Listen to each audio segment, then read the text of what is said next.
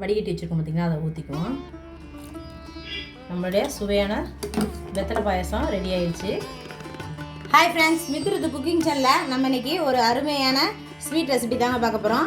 என்ன செய்ய போகிறோன்னு இது பார்த்தோன்னே கண்டுபிடிச்சிருப்பீங்க.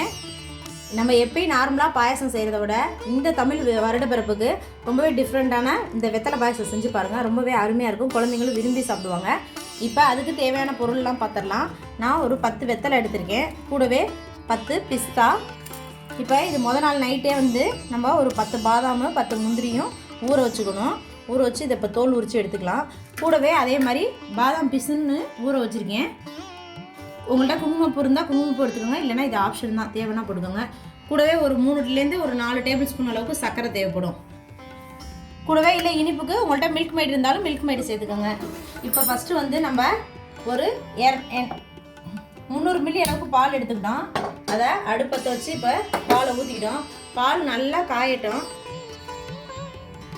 இப்போ நம்ம ஊற வச்சுருக்க பாதாமை தோலை உரித்து எடுத்துக்கலாம். நல்லா ஊறிடுச்சுன்னு சொன்னால் நமக்கு உரிக்கிறதுக்கு ஈஸியாக வந்துடும் தோல். நம்ம பாதாம் எல்லாமே தோல்லாம் உரிச்சாச்சு. இப்போ அதை ஒரு மிக்ஸி ஜாரில் சேர்த்துக்கலாம். பாதாம் முந்திரி எல்லாத்தையுமே மிக்ஸி ஜாரில், பிஸ்தாவையும் போட்டுக்குவோம். நல்லா பேஸ்ட் மாதிரி அரைச்சிக்குவோம்.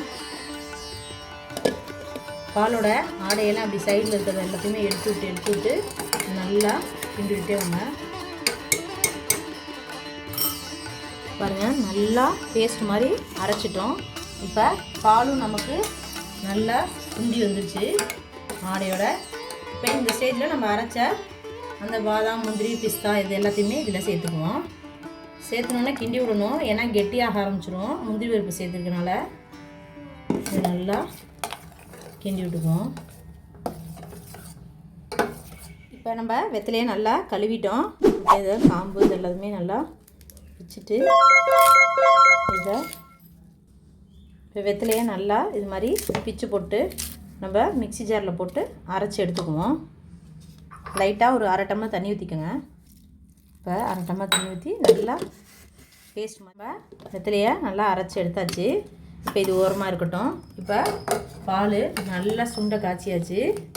இப்போ இந்த ஸ்டேஜில் நம்ம எடுத்து வச்சுருக்க பாதாம் பிஸ்னை அது கூட சேர்த்துக்குவோம்.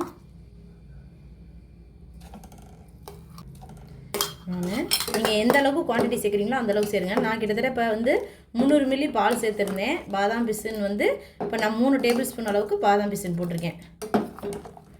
இப்போ நல்லா இது எல்லாமே மிக்ஸ் ஆகிடுச்சு. ஒரு சிட்டிகை அளவுக்கு லைட்டாக குங்குமப்பூ சேர்த்துக்கிறேன் நான். உங்கள்கிட்ட குங்குமப்பூ இல்லைன்னு சொன்னால் ஒன்றும் தேவையில்லை, இது ஆப்ஷன் தான். ஆனால் போட்டோம்னா ஃப்ளேவர் ரொம்பவே அருமையாக இருக்கும், அதுக்காண்டி நம்ம சேர்த்துக்கணும். ஒரு 3 டேபிள் ஸ்பூன் அளவுக்கு சர்க்கரை சேர்த்துக்குவோம். 1 டேபிள் ஸ்பூன் அளவுக்கு கண்டென்ஸ் மில்க் சேர்த்துக்கிறேன்.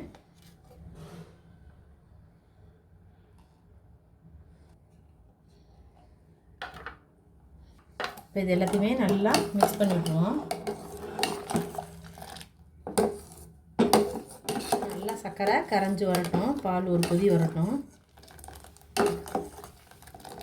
இப்போ உங்களுக்கு பால் நல்லா கொதிக்குது. இது அப்படியே நல்லா ஒரு ஆட்டாத்திட்டுருவோம். நம்ம போட்ட பாதாம் முந்திரி பிஸ்தா இதெல்லாமே நல்லா கொதிச்சு அந்த பால் பாதாம் பிஸ்து போடும்போது ரொம்பவே ஸ்மெல்லு அருமையாக இருக்குது.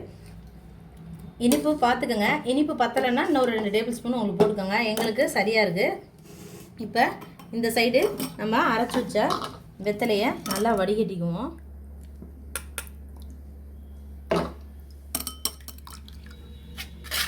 பால் பொங்கி வருது, அடுப்பு அப்படியே லோ ஃப்ளேமில் மாற்றிக்குவோம்.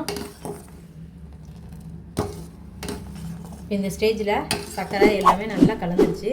நம்ம அப்படியே வெத்தலையை வடிகட்டி வச்சுக்கோங்க, அதை ஊற்றிக்குவோம்.